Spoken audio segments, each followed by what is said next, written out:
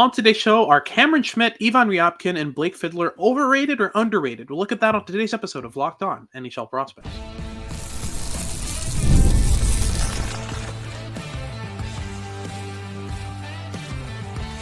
You are Locked On NHL Prospects, part of the Locked On Podcast Network. Your team every day. Hello, and welcome back to Locked On NHL Prospects, part of the Locked On Podcast Network, your team every day. On this podcast, we break down everything prospects related for you 5 days a week, Monday to Friday. I'm Hadi Kalikesh, QMJHL and crossover scout for Elite Prospects, with Sebastian High, USHL and crossover scout for Elite Prospects. And on today's show, we'll be breaking down our new series, Overrated or Underrated. We'll look at 3 prospects in this episode and discuss whether they are overrated or underrated. We'll start in the first segment with Cameron Schmidt of the Vancouver Giants. We'll look at Ivan Ryabkin, the Russian prospect, in the second segment, and then Blake Fiddler in the third segment, the big right-handed defenseman from the WHL. But before we get into any of that, today's episode is brought to you by Indeed. Still searching for a great candidate for your company? Don't search, just match with Indeed. If you're watching on YouTube, remember to like and subscribe. Let us know in the comments what you think of the episode and what you want us to talk about next. And if you're listening on your favorite podcasting platform, please leave us a rate and review, and make sure to make us your first listen of the day. So let's get started right away in our overrated or underrated series with Cameron Schmidt. The way it works is for each prospect, we'll break down where they're ranked, whether on Central Scouting's board, on our board of Elite Prospects, and other boards, and compare that with where we have them personally, and then discuss why that discrepancy is and what their play style is and how that conducts to that.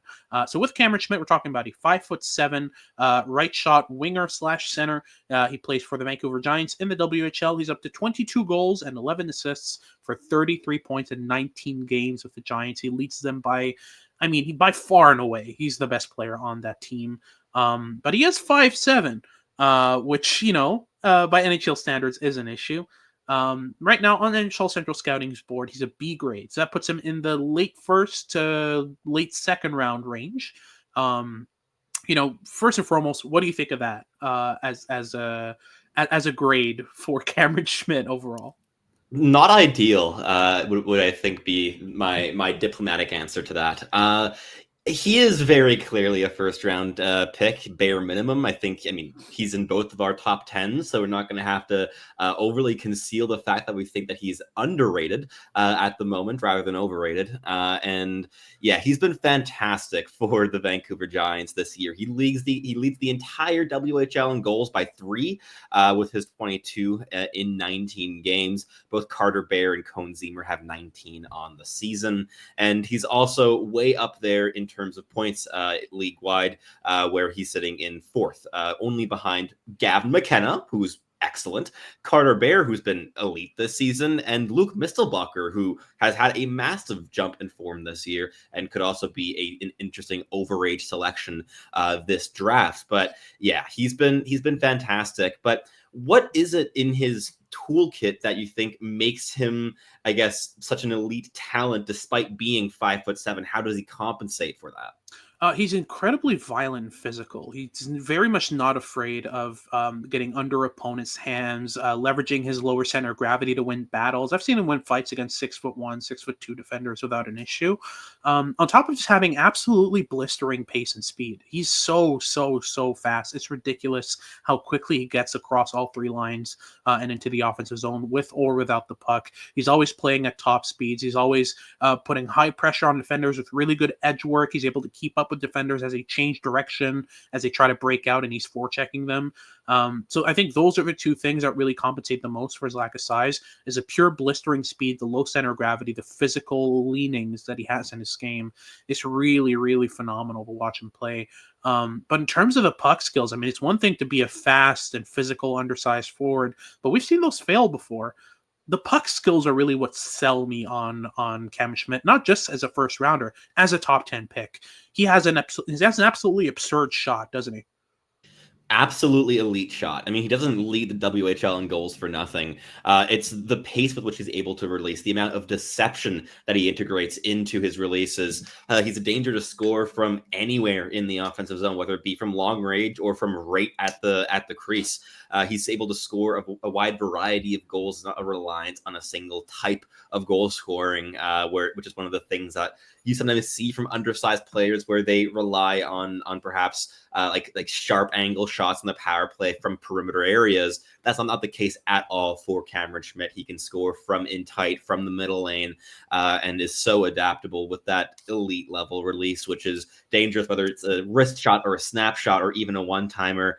He's a really, really dangerous goal scorer. And in terms of the overall puck skills, it's the puck handling as well that is really high end. His hands are going at the same pace as his brain and his feet are, which is a blistering pace, and it's something that allows his game to just flow really fluidly with the puck on his stick. But in terms of where he's ranked right now and why we're calling him underrated at this stage, this is a player that's been mainly ranked in the, I'd say, 15 to 25 range, 15 to 28 range early on this season. He's ranked 28th by Sportsnet and Sam Cosentino, 12th by TSN and Craig Button, 18th by McKean's, and for us at Elite Prospects on our first board, he fell at 13th overall, and I would wager a guess that he's going to be higher than that the time that our next rankings come around. So why do you think that he is being ranked so low when he has been just dominating the WHL level so far this season? Yeah, so I think obviously the size plays a big factor. At 5'7", we've seen Logan Stankoven go outside of the first round. We've seen Cole Caulfield go at 15th when he should have been much higher. Size definitely plays a factor in this. He would only be, I believe Caulfield was technically 5'8" when he was drafted. So if Cameron Schmidt gets 5'8", yeah, the light 5'8", but Cam Schmidt would be the first rounder selected at 5'7" ever, if I'm not wrong. So that definitely plays a factor. The other part of that is there have been some very much unconfirmed rumblings of attitude problems and personality issues, character issues overall with Cameron Schmidt. I haven't seen anything founded in that. It's all rumors, it's all rumblings, but nothing in terms of a concrete example that I've been able to get from anyone I've spoken to about this. Some of our colleagues at Elite Prospects are some of the most connected among NHL scouts in the world, and even they weren't able to get any concrete examples. Only, rumors and rumblings and word to mouth, but nothing really concrete. So I'm not really sold on it until I hear something very clear and concrete about, some attitude or character issues. So that doesn't worry me as much. But I understand if that is something that, if a team gets a hold of some actual concrete examples on the side, I can understand them passing over Cameron Schmidt and going for someone different. It's nothing really in the sense of, anything egregious like we've seen from Trevor Connolly or Logan Mailloux. We're talking, mainly just, from what I've heard, not really being nice to his teammates. Cockiness, that kind of stuff. But again, nothing's really confirmed on that side. I haven't heard any clear example, anything really in terms of set in stone. This is what happened, really just word to mouth. So I'd take it with a grain of salt. We've had other players with very clear examples of them not being good people still get picked in the first round. So I don't know. The talent for me so far has been absolutely phenomenal. I've liked every single thing I've watched from Cameron Schmidt. So at the end of the day, where do you think he gets picked? If we're talking rationally from an NHL perspective, where does Cameron Schmidt get selected? Like with many things, I think it's going to end up kind of solidifying itself in the middle between the extremes. I know some people, NHL Central Scouting has him outside the first round. I don't think that's going to happen. I do think Cameron Schmidt's going to be the first 5'7" player selected on day one of the draft. That said, I'd be pretty surprised if he ended up going top 10 because you don't see top 10 picks spent on players of this profile, of this size, especially. Yeah. That said, I do think that a team in that maybe 12 to 24 range is going to have to take a swing on upside. There's definitely multiple teams in the league that are a lot less averse to small players than they may have been 10 years ago. And there's so much skill that is apparent on every single shift that you watch of Cameron Schmidt that I think it's going to be just too much to pass on at a certain point. Whether that happens at 12th overall or just past the 20 mark remains to be seen, obviously. But I think that is going to be the range that he falls in. Would you agree? Yeah, absolutely. I have him in my top 10. I'm very, very much sold on what he brings to the game, and he's phenomenal. Like he has high end potential, but I don't think teams are going to go for him in the top 10. I'd be very, very shocked. But I wouldn't be surprised if once EP puts out once we put out our rankings at EP for November, December. I'm going to be pushing for him in the top 10. I know you will as well. I know Mitch Mitch Brown will be as well, our director of North American Scouting. Daniel probably too. Daniel, David St. Louis as well. We have a lot of fans of Cameron Schmidt in the house, so it's going to be a fun time. But that's our first segment done. We'll get into our second segment. We're talking about Ivan Ryabkin, a very controversial prospect from Russia. We'll talk about his game in detail, if he's overrated or underrated in just a sec. But just before, a quick word from our sponsors at Indeed. Here at Locked On, we're driven by the search for better. Everything we do is in the purpose of finding the best talent, but when it comes to hiring, the best way to search for a candidate isn't to search at all. Don't search, match instead with Indeed. If you need to hire, you need Indeed. Indeed is your matching and hiring platform with over 350 million global monthly visitors, according to Indeed data, and a matching engine that helps you find quality candidates really, really fast. You can bitch the busy work and use Indeed for scheduling, screening, and messaging all in one place, so you can connect with candidates a lot faster. And Indeed doesn't just help you hire faster. 93% of employers agree that Indeed delivers the highest quality matches compared to other job sites, according to a recent Indeed survey. I got my day job through Indeed, and I've been very satisfied with the way it works. I've been searching for a job again lately just to see what's out there. And Indeed is just so transparent. You know exactly what the job is looking for in terms of qualities, in terms of qualification, and in terms of the job description. Everything's clear, even the salary's right there. And I can only imagine how much that clarity gives employers the benefit of being able to sift through the mess and find the right candidates for them. So right now, new listeners to the show can get a $75 sponsored job credit to get your jobs more visibility at Indeed.com/lockedon. Just go to Indeed.com/lockedon right now and support our show by saying you heard about Indeed on this podcast. So that's Indeed.com/lockedon. Terms and conditions apply, but if you need to hire, you need Indeed. Alrighty, so moving on to our second segment here, we'll be talking about Ivan Ryabkin, who has been, once again, pretty controversial this year. Some people have him in their top 5, some people have him outside of their top 20. We'll get into all of that in a sec, but let's start with where he's ranked right now. On NHL Central Scouting's board, what's his grade right now? He's an A-grade prospect, which is certainly fair. This is a first-round talent.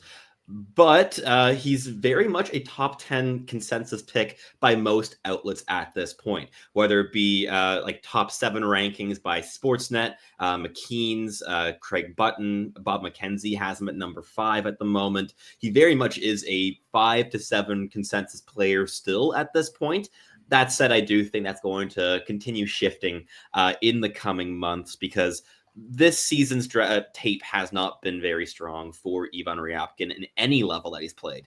He's played minutes at the KHL level, the VHL level, and in the MHL. So all 3 tiers of Russian hockey. He's yet to score a goal in any of them so far this season through 17 games, and he's only totaled 10 points, 2 of which have come in 6 VHL games, the other 8 of which came in 9 MHL games. But this is a player who has some very clear strengths, a very solid base. This is a very sturdy player at 5'11", 201 pounds, the left shot centerman. He's difficult to push off the puck. There's definitely high-end flashes of playmaking ability. But beyond that, I think there's more questions than answers, right? Yeah, absolutely. I mean, he hasn't scored in his last 25 games heading into last year. It's been a main issue with performance overall. But he's been all over the place as well. His decision-making hasn't been on par, even at the MHL level, where he should be well above his peers in terms of hockey sense. He's still struggling to connect plays at a high level. There's still some flashes there. He's able to snap passes across lanes really quickly and kind of move off the puck. He's got decent energy, decent effort, but it's just the puck skills haven't been there. The reads haven't been there. He's been a pretty frustrating player to watch this year.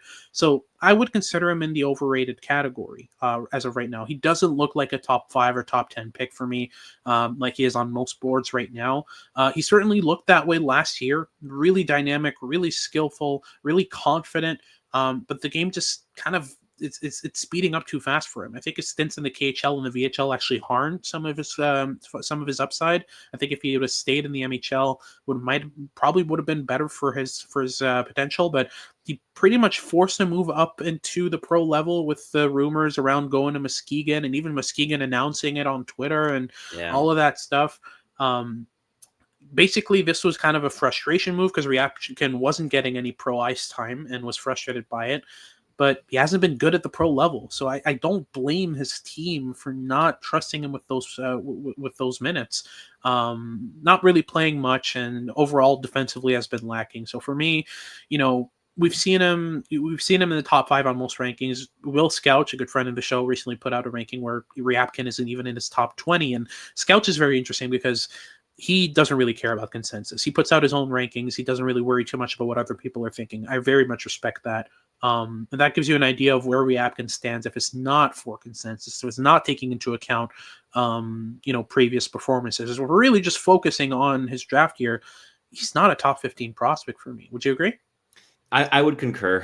What I've seen so far, there have been some nice flashes, but they've been very much limited to that. And the big concern for me has just been a lack of engagement. There's been a real lack of motor and energy with this player that we saw a lot more in his D-1 season. I mean, last year in the MHL, he played 44 games and he scored 24 goals and 58 points. Like, this was a very, very productive D-1 season in the MHL for Ryabkin. And a lot of that was going through refined physical habits and intelligent play with the puck on his stick, as well as pretty consistent energy, and that has been very, very different this season. And I think a lot of his value is lost when he isn't a player that's upping the pace and really ramping up the intensity for his line and being a spark plug on top of a playmaking centerman. That very much is what made him interesting last season, and this year has been very lacking. Yeah, absolutely. So, in terms of, what we think of Ryabkin on draft day, I mean, like we've both noticed, scouting teams are all over the place in the public sphere about how they feel about him. NHL Central Scouting sold on him as an A grade, which, again, understandable. He's definitely a first-round talent. Where do you think he goes on draft day, especially, if things level out and he goes back to his previous form and shows a bit more of what we've seen from him last year? Versus if things stay the same this year, where do you think Ivan Ryabkin ends up based on those two circumstances or scenarios? Definitely a wide variety of potential outcomes with this player in his draft year. I think if he levels out and is able to regain confidence, be a lot more dynamic with the puck on his stick, explore his game a lot more while also upping the intensity, which we saw a lot more last season, then I can see him going in that 5 to 8 range on draft day. Again, this is a centerman with offensive upside, really solid playmaker, solidly built, and has also shown defensive chops at various points in his career so far, though not overly consistently. So I think he could definitely go in that range if he's able to make up the ground that he's lost early on in this draft year. But if he doesn't, I think that the 10 to 17 range is probably where he ends up. I don't think he's going to fall much outside the top 20. I don't think that's really a big possibility at this point, even though I think multiple public rankings will get to that stage of ranking him that low, perhaps ours included by year's end. But I think that ends up being the range where you see teams that have just missed out on the playoffs get a chance at a player like Ryabkin, who maybe had an off year his draft year and take a swing, hoping that he's able to bounce back in his D+1 and perhaps also make some progress while developing in North America rather than in Russia. I could certainly see that happening. That said, I think anywhere between 5 and 20 is the ballpark for Ryabkin. What's your range for the player at the moment? I listen, if I'm an NHL GM, I don't know if I'm comfortable picking him in the top 10. I'd actually hesitate between 11 and 15 as well. Yeah. But yeah, I don't think he falls out of the top 20. I'm pretty sure he's going to be a top 20 pick. There's very little doubt about it, unless things go worse and worse and worse for him, which, I mean, I think, like, I've been proven wrong about this, but this feels like the floor. This feels like rock bottom for Ryabkin in terms of what we've seen from him so far. So, yeah, I mean, maybe he grabs a shovel and keeps digging. I don't know, but I'd be very surprised if it gets worse from here. But when it comes to prospects, flashes get more consistent as they progress, right? You see a player who's got some, occasional flashes of playmaking skill. Usually that'll progress. In terms of goal scoring skill, same thing. Forechecking skill, the same. With Ryabkin, it's less been an issue with execution. It's been a lot more of an issue with ideas. That worries me, because if the ideas aren't there, it's very hard to get the ideas up to par and then have the execution go up to match it. So that's been the main concern for me with Ryabkin. So I think for me personally, 15 to 20 is where I'm most comfortable picking him. Me too. But we'll see how his season progresses as he goes on. But that's our second segment done. We'll get to the third segment where we talk about a very interesting defenseman, Blake Fiddler, 6'4", right shot D from the WHL, American born. He's got bloodline. He's got everything. We'll see where he's ranked and if he's overrated or underrated in just a sec. But just before, a quick word from our sponsors at PrizePicks. PrizePicks is the best place to get real money sports action. With over 10 million members and billions of dollars in awarded winnings, PrizePicks has made daily fantasy sports accessible to all. You just pick more or less on at least 2 players for a shot to win up to 100 times your cash. Run your game all season long with PrizePicks. PrizePicks is the only real money daily fantasy platform with an injury insurance policy. So if your player that you picked goes down injured at halftime, PrizePicks keeps your lineup live, even if a player is missing in that lineup. PrizePicks also offers weekly promotions that can lead to big payouts like Taco Tuesday. Each Tuesday, PrizePicks discounts select player projections up to 25% to provide even more value for your lineups. Do you think that Connor McDavid might hit over 1.5 goals next week? Austin Matthews even more than that? Take your swings with your friends and cook up hot takes all season long when you run your game on PrizePicks.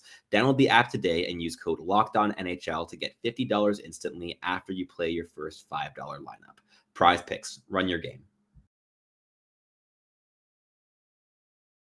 Alrighty, so let's close things off here in our final segment with over or underrated on Blake Fiddler, 6'4", 207-pound right shot defenseman from the WHL. He's been pretty much all over the place in terms of rankings.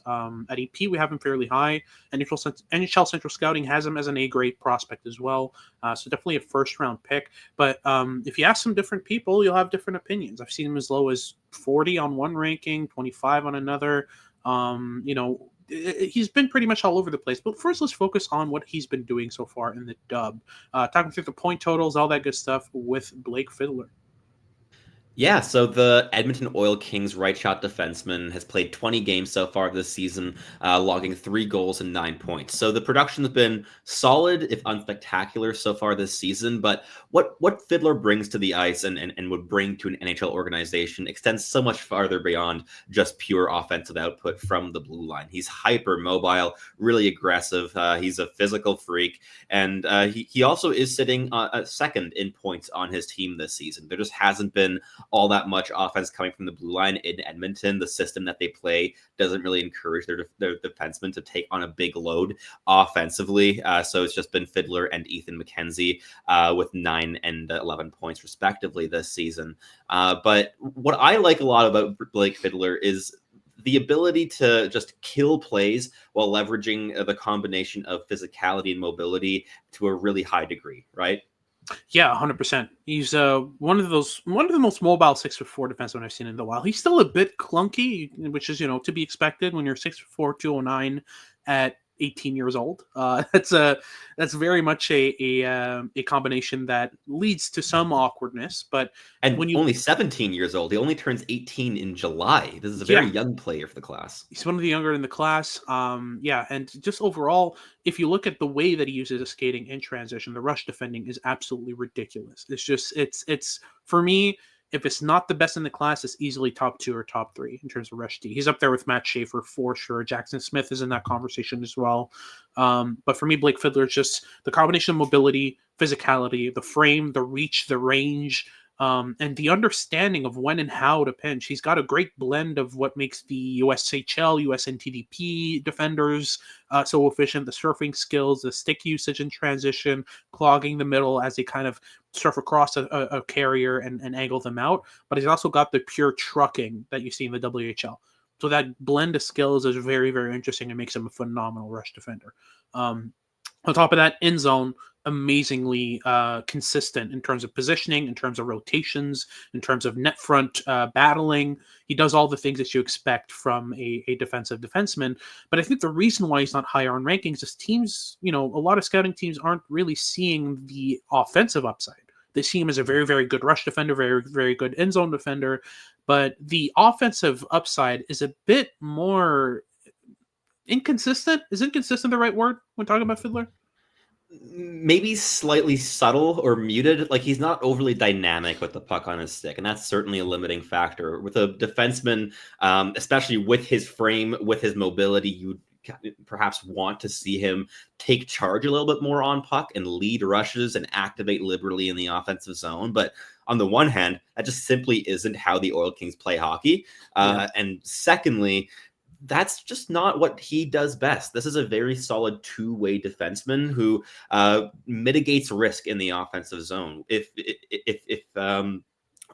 perhaps his D partner activates up to the hash marks, he's the player that patrols the blue line. He loves to stay back a little bit further during the cycle in order to snuff out any potential rush defending chances for the opposition. And with his mobility, with his physicality, he really is able to kill those chances to a very impressive degree. And I would also say that in terms of the offensive upside, even though the offensive zone potential isn't the highest, the breakout game is really solid in terms of springing chances going the other way and turning defense into offense. I think that that's an area of strength in his game and something that makes him a very good fit for the modern style in the NHL too. Yeah, for sure. And we talk about bloodlines. He's the son of Vern Fiddler. He was born in Nashville when Fiddler was in when his dad was playing in Nashville. He went to the Dallas Stars Elite Academy once Vernon Fiddler moved over to Dallas for his career, and played some decent hockey there. And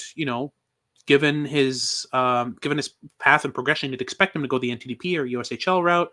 He decided to go to the WHL. It's been a good decision for his career so far. And the timing of that was great because now there's a CHL NCAA agreement. So if he wants to go to college, he can go to college. I think he'd be a fantastic fit with the likes of Boston College or Boston University. He'd make them very, very efficient. That would give him a great opportunity to explore his offensive game, especially with BU, who love to involve their defensemen in plays. I've still seen some flashes of inside-out moves at the blue line with Fiddler, gaining the inside from, on zone entries with a quick move to get inside. We've seen that at the Holinka, where he was absolutely phenomenal.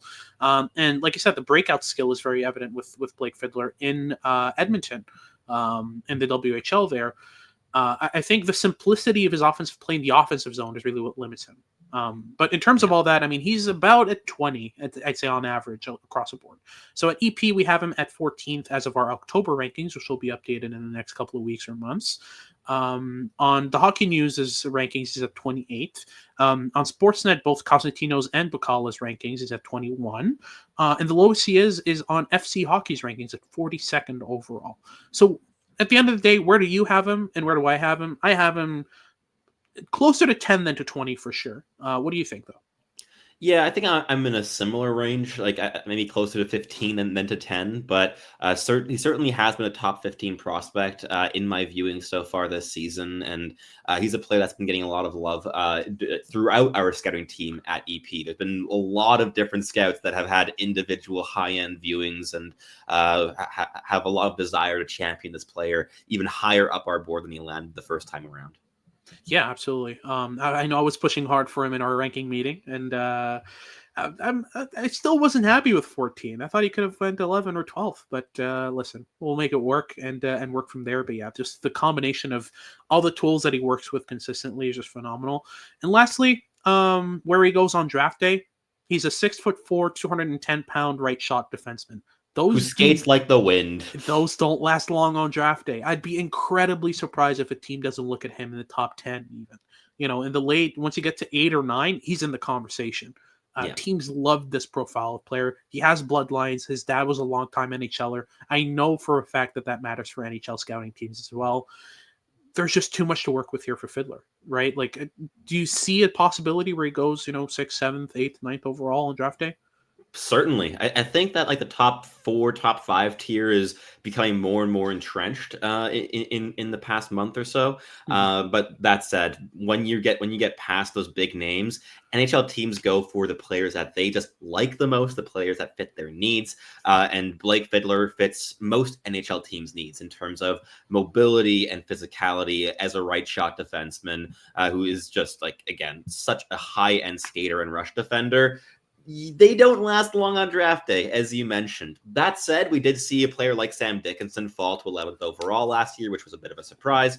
So I think anywhere in that like 7 to 14 range is more than reasonable for him to end up on draft day, but I would not expect him to be available from 16th onwards. Yeah, 100%. But that wraps it up for today's show. Thank you very much for tuning in. If you're watching on YouTube, remember to like and subscribe. Let us know in the comments what you think of the episode and what you want us to talk about next. And if you're listening on your favorite podcasting platform, please leave us a rate and review and make sure to make us your first listen of the day. For your second listen of the day, remember to check out Locked On Sports Today. They've got all your news and updates about what's going on around sports. And make sure to continue watching our show as we continue our prospect coverage for the month of November. It's been Hattie Kalakash, QMJHL and Crossover Scout for Elite Prospects, with Sebastian High, the USHL and Crossover Scout for Elite Prospects, and we hope you tune in next time.